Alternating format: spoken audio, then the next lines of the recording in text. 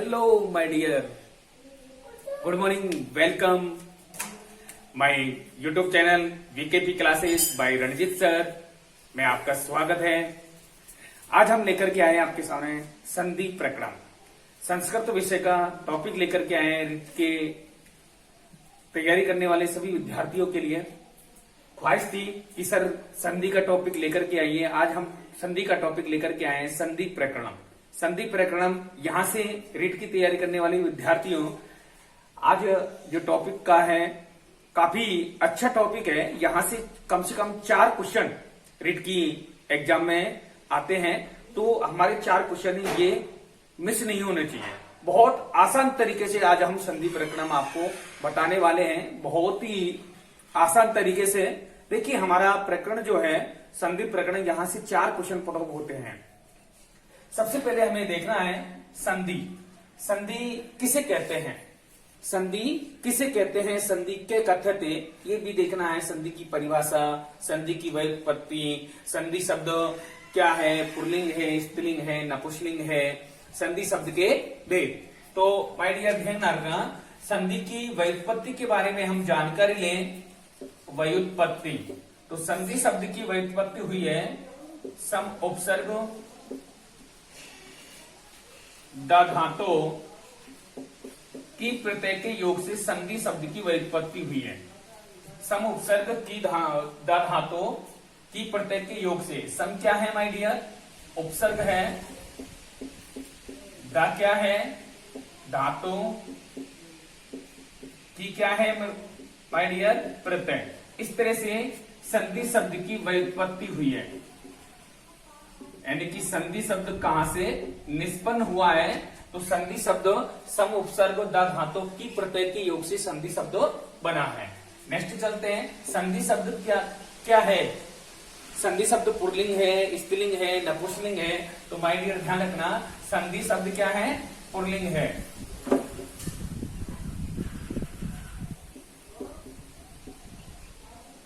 संधि इति शब्द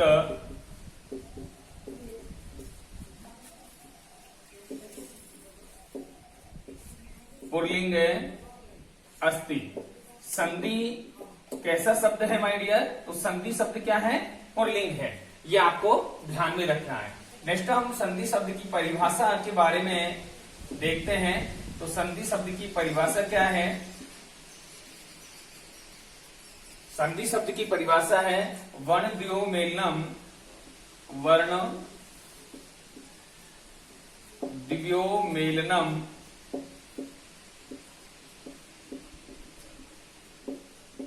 यत विकारम परिवर्तनम वा उत्पद्यते।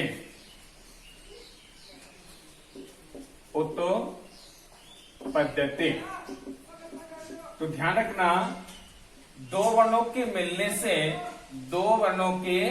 मिलने से जो विकार उत्पन्न होता है अथवा परिवर्तन उत्पन्न होता है उसे संधि कहते हैं। ठीक है माय डियर, दो वर्णों के मिलने से जो विकार उत्पन्न होता है उसे हम क्या कहते हैं, संधि कहते हैं। या नेक्स्ट परिभाषा हम लेते हैं, वर्ण संधानम संधि। नेक्स्ट परिभाषा क्या है हमारी, वर्ण संधानम संधि। वर्णों के आपस में मेल को ही संधि कहते हैं। वर्णों के आपसी मेल को ही क्या कहते हैं माय डियर, संधि कहते हैं। नेक्स्ट परिभाषा है परे सन्निकर्ष संहिता। नेक्स्ट परिभाषा क्या है माय डियर, परे सन्निकर्ष संहिता। परे सन्निकर्ष संहिता, यहां पर ये ध्यान रखना है कि वर्णों की सन्निकर्ष का मतलब क्या होता है, निकटता या समीपता। वर्णों की जो अत्यधिक निकटता को ही संहिता कहते हैं। वर्णों की अत्यधिक निकटता को क्या कहते हैं माय डियर, संहिता कहते हैं। नेक्स्ट परिभाषा भी हम ले, वर्णानाम अतिशयित, वर्णानाम अतिशयित सन्निधि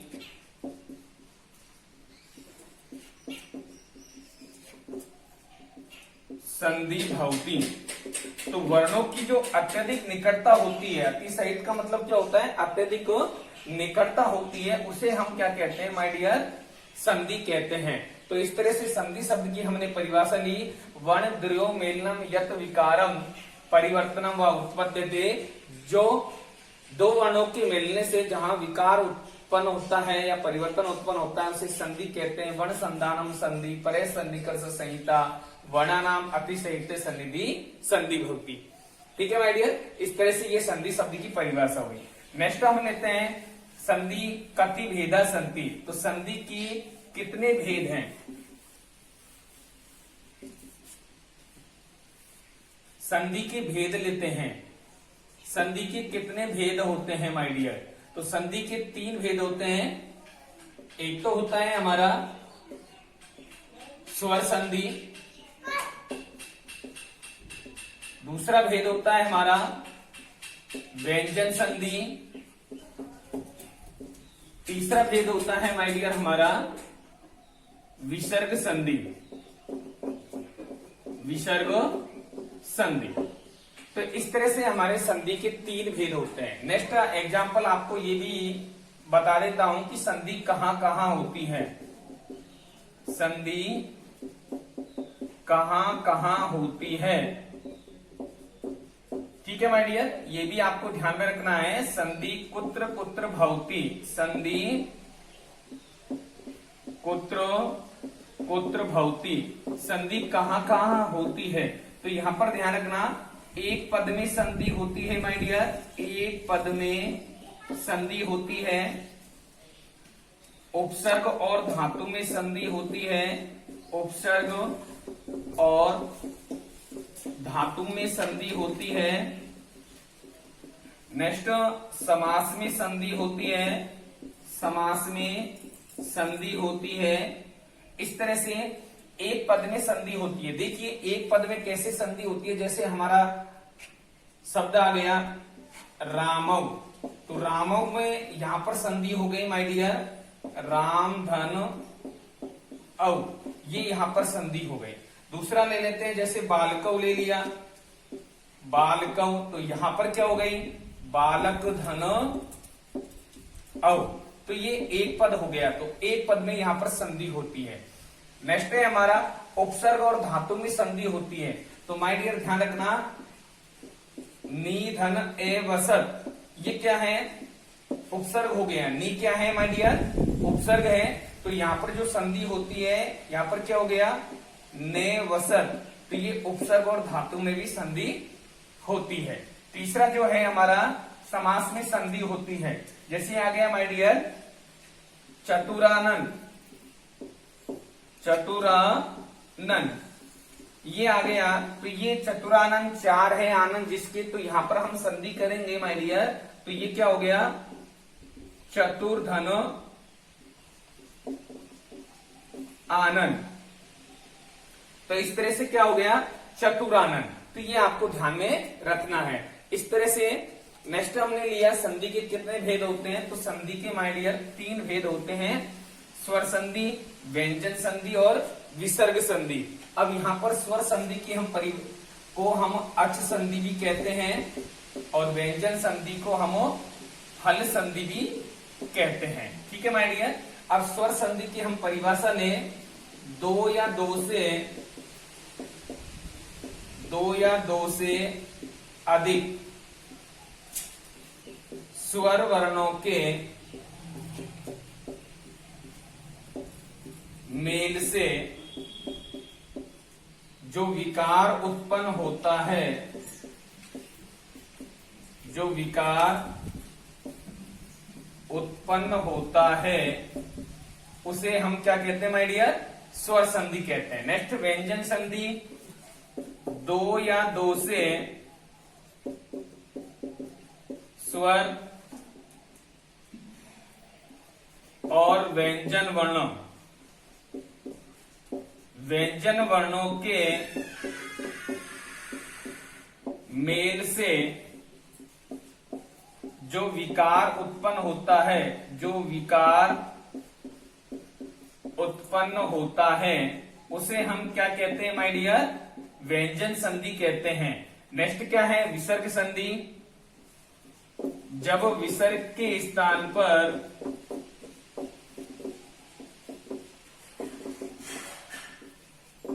कोई परिवर्तन होता है, कोई परिवर्तन होता है उसे हम विसर्ग संधि कहते हैं। तो माय डियर ध्यान रखना, सबसे पहले हमने लिया संधि की व्युत्पत्ति के बारे में कि संधि की व्युत्पत्ति कैसे हुई, संधि शब्द कहां से निष्पन्न हुआ। तो सम उपसर्ग द धातु की प्रत्यय के योग से संधि शब्द बना। इसके बाद में हमने संधि शब्द क्या है, तो संधि शब्द क्या है? पुल्लिंग है। संधि पुल्लिंग का शब्द है, ये भी क्वेश्चन आता है। संधि की परिभाषा ली, वर्ण द्वयोमेलनम यत परिवर्तनम विकारम व उत्पद्यते। जहां दो वर्णों के मिलने से जो परिवर्तन और विकार उत्पन्न होता है उसे हम संधि कहते हैं। दूसरी परिभाषा भी है, वर्ण संधानम संधि। नेक्स्ट परिभाषा परे सन्निकर्ष संहिता। नेक्स्ट परिभाषा वर्णानाम अतिशयद सन्निधि संधि भवति। नेक्स्ट हमने लिया संधि कुत्र कुत्र भवति, संधि कहां कहां होती है। तो माय डियर एक पद में संधि होती है, जैसे आ गया रामऊ, तो यहाँ पर एक पद में संधि हो गई। समास धातु और उपसर्ग में भी संधि होती है, जैसे ने वसत ले लिया तो यहाँ पर उपसर्ग में भी संधि हो गई। जैसे हमने ले लिया दशानन, तो यहाँ पर संधि समास में भी संधि हो गई, दस धन आनंद। तो इस तरह से क्या हो गया? समास में भी संधि हो गई। अब नेक्स्ट हमने लिया संधि के कितने भेद होते हैं। तो माय डियर संधि के त्रैभेदानी संधि। संधि कितने के भेद होते हैं? संधि के 3 भेद होते हैं, स्वर संधि, व्यंजन संधि और विसर्ग संधि। तो अब हमने आपको संधि के भेदों की परिभाषा बताई। दो या दो से अधिक स्वर वर्णों के मेल से जो विकार उत्पन्न होता है, यहाँ पर स्वर वर्ण है तो ये देखिए ए धन ए, ये स्वर हो गए। तो इनके मिलने से जो विकार उत्पन्न होता है, विकार क्या हुआ? आ। तो ये क्या है? स्वर संधि है। यहाँ पर क्या है कि दो या दो से अधिक स्वर और व्यंजन वर्णों के मेल से जो विकार उत्पन्न होता है उसे हम क्या कहते हैं? व्यंजन संधि कहते हैं। ठीक है माय डियर, तो ये ध्यान रखना। जैसे आ गया हमारा जगत धन ईस, तो यहाँ पर देखिए ये ए, ये स्वर, ये यहाँ पर व्यंजन वर्ण हो गया, ये ई हो गया। तो इनके मिलने से जो विकार उत्पन्न होता है, ते का क्या हो गया? दे, प्लस ई आ गया, तो ये क्या हो गया? दी। इस तरह से यहाँ पर व्यंजन संधि होती है। और ये विसर्ग है, विसर्ग के स्थान पर कोई परिवर्तन होता है उसे हम विसर्ग संधि कहते हैं। नेक्स्ट चलते हैं, स्वर संधि के कितने भेद होते हैं। तो आज हम स्वर संधि के बारे में पढ़ेंगे। आज का जो हमारा पाठ रहेगा संधि प्रकरण का, वो हम लेते हैं स्वर संधि। क्या लेते हैं माय डियर? स्वर संधि। नेक्स्ट वीडियो में हम व्यंजन संधि के पाठ डाल देंगे। स्वर संधि, तो स्वर संधि की परिभाषा हमने आपको बता ही दी। दो या दो से अधिक स्वर वर्णों के मिलने से जो विकार उत्पन्न होता है उसे हम स्वर संधि कहते हैं। स्वर संधि के भेद, तो माय डियर स्वर संधि के मुख्य रूप से कितने भेद होते हैं ये देखिए। दीर्घ संधि,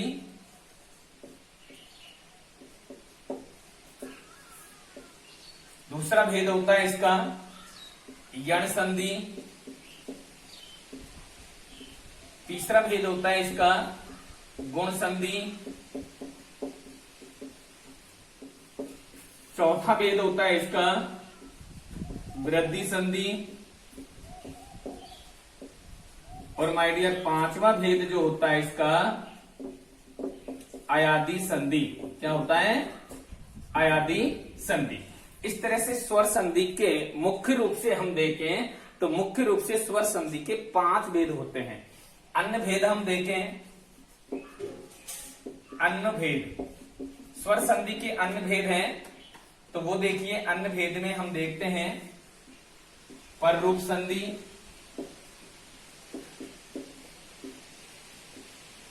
पूर्व रूप संधि,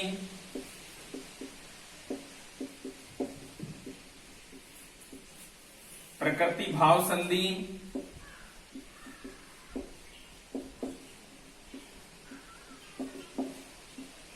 और नेक्स्ट है अवंगादेश संधि। ये स्वर संधि के क्या है माय डियर, अन्य भेद है। लेकिन हमारे जो रीट की वैकेंसी है, रीट का जो सिलेबस है हमारा, उस रीट के सिलेबस में मुख्य रूप से स्वर संधि के 5 भेद हैं। ये आपको कंसेप्ट कर लेना है कि हमें कौन कौन से स्वर संधि के भेद पढ़ने हैं।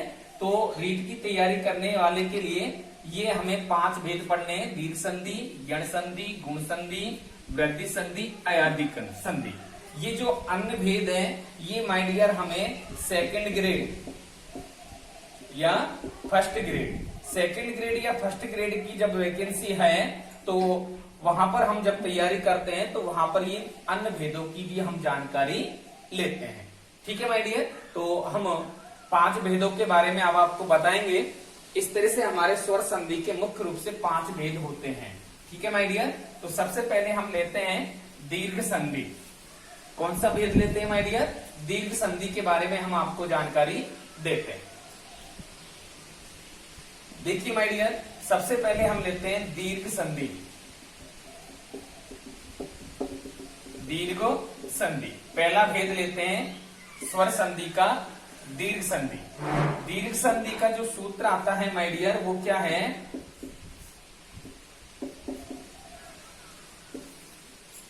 अके से वर्णे दीर्घ, अके से वर्णे दीर्घ, ये दीर्घ संधि का सूत्र होता है। यहां से तात्पर्य हम ले लेंगे तो अके का मतलब क्या होता है कि ध्यान रखना, इसका जब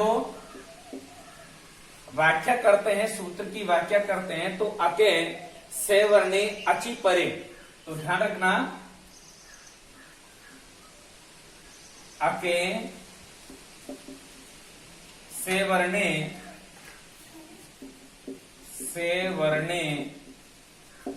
अचि परे पूर्व परियो दीर्घ एकादेश स्यात्। तो ये आपको ध्यान रखना है, अके से वर्णे अचि परे पूर्व परियो दीर्घ एकादेश स्यात्।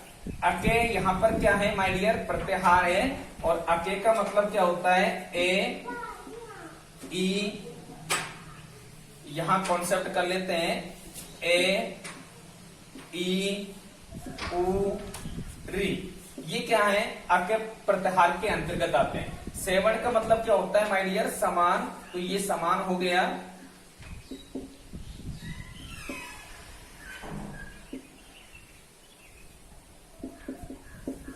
और यहां पर अके से वर्णे अचि परे पूर्व परियो दीर्घ एकादेश स्यात्। अक्ष वर्ण के बाद में होने पर पूर्व और परियो, पूर्व का मतलब होता है पहला, ये हो गया हमारा पहला, और परियो का मतलब होता है पहला, दोनों के स्थान पर क्या हो जाता है माय डियर, दीर्घ आदेश होता है। तो दीर्घ आदेश यहां पर क्या हो गया, यहां पर दीर्घ क्या हो गया, ई, यहां पर दीर्घ क्या हो गया, उ, यहां पर दीर्घ क्या हो गया, री। तो ये हमारे 4 सूत्र हैं दीर्घ संधि के अंतर्गत माय डियर, ये ध्यान में रखना है। अके से वर्णे दीर्घ, तो इसकी हम व्याख्या करते हैं, तो अके से वर्णे अचि परे पूर्व परियो दीर्घ एकादेश स्यात्। इस तरह से ये निकल करके आता है। अब इन चारों सूत्रों में से हम एक एक सूत्रों के बारे में जानकारी लेंगे कि किस तरह से दीर्घ संधि होती है, तो उनके बारे में हम आपको बताते हैं। जिस तरह से हमारे दीर्घ संधि के 4 सूत्र निकल करके आते हैं, ए धन ए बराबर दीर्घ आदेश होता है आ, उसके बाद में ई धन ई दीर्घ आदेश होता है ई, उ धन उ दीर्घ आदेश होता है उ, री धन री दीर्घ आदेश होता है री। तो सबसे पहले हम लेते हैं ए सूत्र, ए वाला सूत्र लेते हैं। तो यहां पर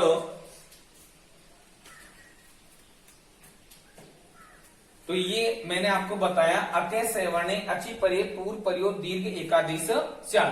तो अक सवर्ण के बाद में ध्यान रखना, अक सवर्ण के बाद, अक सवर्ण के बाद जब अच वर्ण आता हो तो पूर्व और पर दोनों के स्थान पर दीर्घ एकादेश हो जाता है। ये परिभाषा आपको ध्यान में रखनी है। ठीक है माय डियर। तो अब हम चलते हैं, पहला सूत्र लेते हैं दीर्घ संधि का। पहला सूत्र क्या आता है हमारे दीर्घ संधि का? पहला नियम आता है ए धन ए बराबर क्या होता है माय डियर? आ। अब देखिए इसका हम एग्जांपल लेते हैं, आ धन आ, तो इसका भी क्या हो जाता है? दीर्घ आदेश होता है। ए धन आ, इसका भी दीर्घ आदेश होता है। आ धन ए, इसका भी दीर्घ आदेश होता है। तो माय डियर हम यहां पर भी कह सकते हैं जब दो समान स्वर, ये क्या है? समान स्वर है। जब दो समान स्वर या फिर पहला ह्रस्व दूसरा दीर्घ या पहला दीर्घ दूसरा ह्रस्व, ऐसे स्थिति होने पर दोनों वर्णों के स्थान पर दीर्घ आदेश होता है, वहां पर दीर्घ संधि होती है। देखिए जब दो समान स्वर, जब दो समान स्वर, समान स्वर क्या हो गए? ए धन ए या फिर आ धन आ। जब दो समान स्वर या पहला ह्रस्व दूसरा दीर्घ, पहला ह्रस्व दूसरा दीर्घ, ये देखिए ये पहला ह्रस्व हो गया और दूसरा क्या हो गया? दीर्घ हो गया। या पहला दीर्घ दूसरा ह्रस्व, कैसा भी हो तो ये पहला दीर्घ हो गया, दूसरा क्या हो गया माय डियर? ह्रस्व। ऐसी स्थिति हो तो वहां पर कौन सा आदेश होता है? दीर्घ आदेश होता है। तो वहां पर कौन सी संधि होती है माय डियर? दीर्घ संधि होती है। तो ये देखिए ए धन ए ले लिया, तो यहां पर क्या हो गया? जैसे आ गया मम धन अपि, क्या आ गया माय डियर? मम धन अपि। तो यहां पर शब्द, यहां पर प्रथम शब्द से अंतिम वर्ण में यहां पर क्या है? ए स्वर प्लस में क्या आ गया? अपि में क्या आ गया? ए। अब ये क्या है माय डियर? समान स्वर। क्या है? ये वाली स्थिति आ गई। कौन सी स्थिति आ गई? ये वाली स्थिति आ गई, समान स्वर। जब दो समान स्वर हो तो इनके स्थान पर कौन सा विकार उत्पन्न होता है माय डियर? दीर्घ विकार उत्पन्न होता है। तो ये दीर्घ हो गया। अब यहां पर हम निकालते हैं, मैंने आपको पिछले वीडियो में बताया था कि जितने भी हमारे व्यंजन वर्ण होते हैं वो स्वर वर्णों की सहायता से बने होते हैं। तो यहाँ पर व्यंजन वर्ण क्या है? मैं से हमने ए को माइनस कर दिया। माय डियर ध्यान रखना, जैसे 5 में से हमने 4 को माइनस किया तो यहाँ पर क्या बचा? 1 बचा। तो के वर्ण में से ए को माइनस किया तो यहाँ पर क्या बचा? के बचा। नहीं आया समझ में? देखिए जिस तरह से हमारा गा होता है, गावन, अब गा में कौन सा स्वर लगा हुआ है माय डियर? आ स्वर लगा हुआ है। इसको हम अलग करेंगे तो क्या आएगा? गे धन आ। ठीक है माय डियर। तो हमारा क्या बनता है? गा। तो ठीक इसी तरह से अब में से हमने ए निकाल लिया तो यहां पर क्या बचा माय डियर? अर्धवर्ण बचा, मम। यहां पर क्या आ गया? आ गया।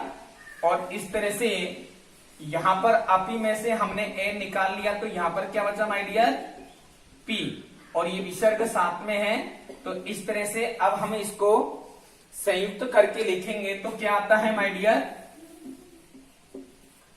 आप देखना है जिस तरह से मैंने आपको बताया कि गे धन आ क्या हुआ? गा हुआ। अब यहां पर मैं को किससे जोड़ेंगे? आ से। तो क्या हो गया? ममा। और ये क्या है माय डियर? पी। तो ये क्या हो गया? Mama P. इस तरह से ये यहां पर दीर्घ संधि हुई। ठीक है माय डियर। तो इस तरह से आपको नेक्स्ट उदाहरण भी कर लेने हैं। तो मम धन अपि ये हमने आपको बताया। तो मम धन अपि का संधि युक्त शब्द क्या होता है? ममापी। और भी हम देखते हैं,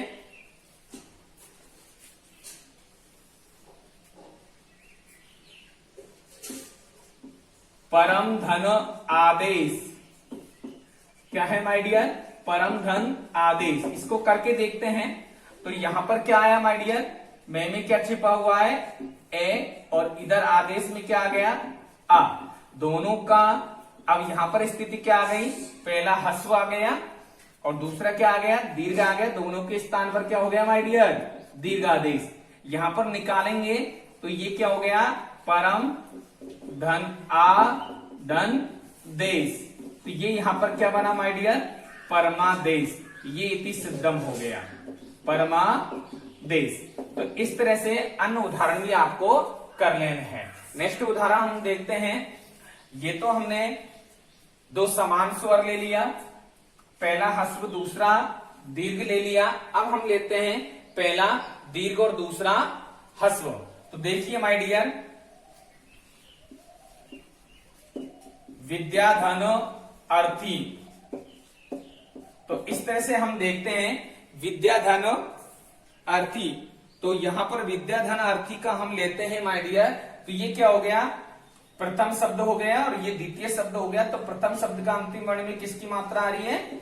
आ स्वर आ रहा है। और द्वितीय शब्द का पहला वर्ण क्या है? ए। अब यहां पर देखिए, पहला दीर्घ और दूसरा ह्रस्व, तब भी यहां पर स्थिति क्या हो रही है?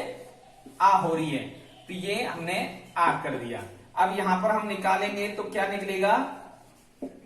विदो धन आ धन थी। तो यहां पर क्या सिद्ध हुआ? विद्यार्थी। ठीक है माय डियर। तो इस तरह से ये हमारा विद्यार्थी बन गया। नेक्स्ट एग्जांपल हम लेते हैं। जैसे हमने ले लिया माय डियर, राम धन आनंद। राम धन आनंद। तो इसी तरह से राम धन आनंद का क्या बन गया माय डियर? रामानंद। तो आप कर सकते हैं, कोई दिक्कत नहीं आएगी, रामानंद। नेक्स्ट हमने लिया देव धन आले। तो इसका क्या हो गया माय डियर? देवालय। क्या हो गया? देवालय। नेक्स्ट लेते हैं शिव धन आलय। तो इसका भी क्या हो गया माय डियर? शिवालय। तो इस तरह से हम कोई भी एग्जाम्पल आए जहां पर ऐसी स्थिति आए तो वहां पर हम संधि विच्छेद या संधि युक्त कर सकते हैं, हमें कोई दिक्कत नहीं आएगी। जैसे हमने ले लिया मृगांग, ये शब्द आ गया। तो यहां पर अब हमें करना है, तो इसका क्या होगा माय डियर? ये देखिए, पहचानने के लिए ये यहां पर मध्य में देखते हैं तो दीर्घ आदेश होता है। और जब दीर्घ आदेश होता है तो क्लियर सी बात है, वहां पर दीर्घ संधि होती है। तो ये क्या हो गया? मृग धन अंग। अब यहां पर करते हैं तो ये ए निकल करके आया, इधर ए है, बराबर क्या हो गया? आ। तो ये क्या हो गया माय डियर? मृग धन आ धन ग। तो ये क्या हो गया? मृगांग। मृगांग ये शब्द हो गया। ठीक है माय डियर। नेक्स्ट और भी एग्जाम्पल लिखा देता हूं मैं आपको। जैसे हो गया रत्नाकर। रत्नाकर, तो यहां पर भी दीर्घ संधि होती है, रत्न धन आकर। तो इस तरह से ये रत्नाकर हो गया। नेक्स्ट लेते हैं दैत्यारी। तो दैत्यारी में क्या होता है माय डियर? दैत्य धन अरि। इस तरह से ये हमारा पहला नियम क्लियर हुआ। ठीक है माय डियर, कोई परेशानी नहीं आनी चाहिए, आप उतार लीजिए इसको। ये हमारा पहला नियम हो गया। दूसरा नियम लेते हैं ई धन ई। ठीक है मित्रों, मैं इसको मिटा देता हूं।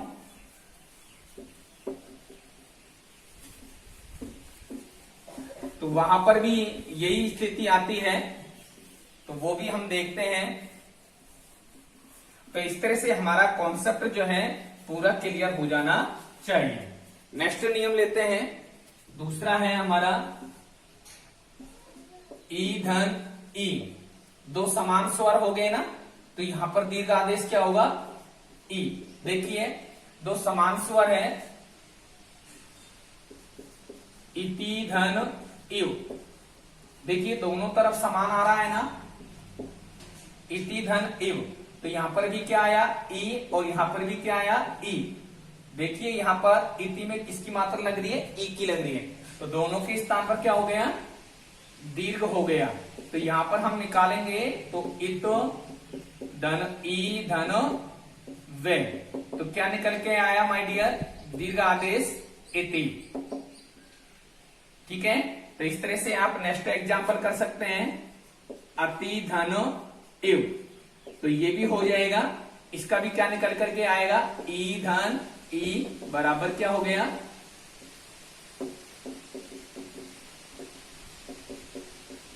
तो ये भी निकल करके आया माय डियर अति। तो आप आराम से कर सकते हैं।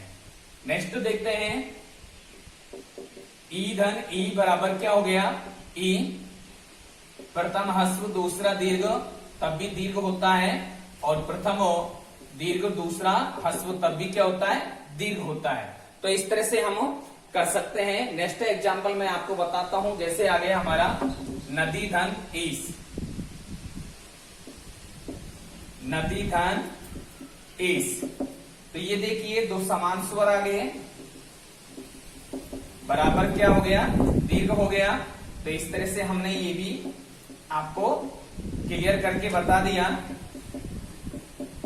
इस तरह से यहां से भी हमारा नदी शब्द सिद्ध हो गया। ठीक है माय डियर, और भी एग्जाम्पल आप ले सकते हैं, जैसे हमने ले लिया श्रीस। तो यहां पर क्या हो गया माय डियर, श्री धन एस। तो ये भी आप कर सकते हैं। ठीक है, नेक्स्ट एग्जाम्पल ले लिया हमने, जैसे मैतिच्छा।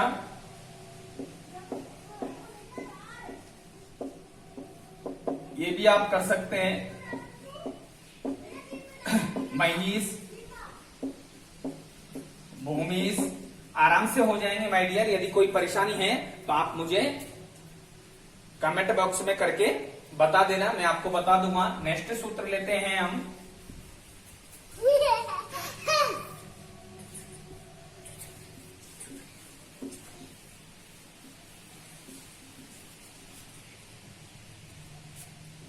तीसरा नियम आता है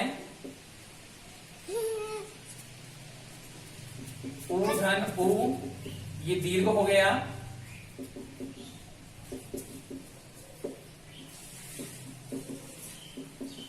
ये भी यहां पर दीर्घ हो गया, और ये पहला दीर्घ और दूसरा ह्रस्व, तब भी यहां पर दीर्घ हो गया।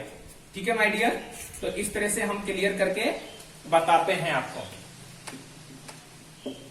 तो ये देखिए, इसका भी एग्जाम्पल हम देते हैं।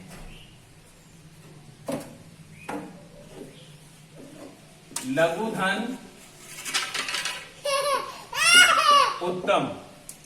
तो इस तरह से ये भी क्या हो गया माय डियर, ऊ धन ऊ, यहां पर ऊ निकल करके आया। तो इस तरह से लघु धन ऊ धन तम। तो ये क्या हो गया माय डियर, लघुत्तम। फिर इस तरह से नेक्स्ट उदाहरण ले सकते हैं, वधोत्सव, लघुर्मी। तो ये भी हम क्लियर कर सकते हैं, वधोत्साह। ठीक है माय डियर, तो इस तरह से आप क्लियर कर सकते हैं। नेक्स्ट नियम लेते हैं, री धन री। तो ये क्या हो गया, दीर्घ आदेश, री धन री। ये भी हमारा क्या हो गया, दीर्घ आदेश, प्रथम ह्रस्व दूसरा दीर्घ, इसका भी क्या हो गया, दीर्घ आदेश, प्रथम दीर्घ दूसरा ह्रस्व। तो इसका भी क्या हो गया माय डियर, दीर्घ आदेश। इसका भी एग्जांपल हम देते हैं, पितृधन ऋणम। ये क्या निकल करके आया माय डियर, री धन री, और इसका भी दीर्घ आदेश हो गया। अब यहां पर हम देखते हैं, पित धन री धन णम। तो ये शब्द क्या बन गया माय डियर, पितृणम। इस तरह से हम अन्य उदाहरण भी कर सकते हैं, जैसे आ गया हमारा मातृधन ऋणम भ्रातृधन ऋणम होतृधन ऋकर। इस तरह से ये आपको कर सकते हैं। तो इस तरह से माय डियर आज हमने टॉपिक लिया था, अब दीर्घ संधि के बारे में आपको बताया था। तो इस तरह से दीर्घ संधि यहाँ पर हमारी क्लियर हुई। ठीक है माय डियर। नेक्स्ट यण संधि, गुण संधि, ये टॉपिक हम नेक्स्ट वीडियो में लेकर के आएंगे। ठीक है दोस्तों, आपको हमारा वीडियो अच्छा लगा हो तो इसे सब्सक्राइब करना ना भूलें, और सब्सक्राइब करने के बाद में ऊपर जो घंटी वाला बटन आता है उसे भी आप दबाइए और ऑल सब्सक्राइब कर दीजिए। तो ठीक है दोस्तों, आज के लिए इतना ही। राधे राधे, जय श्री कृष्णा।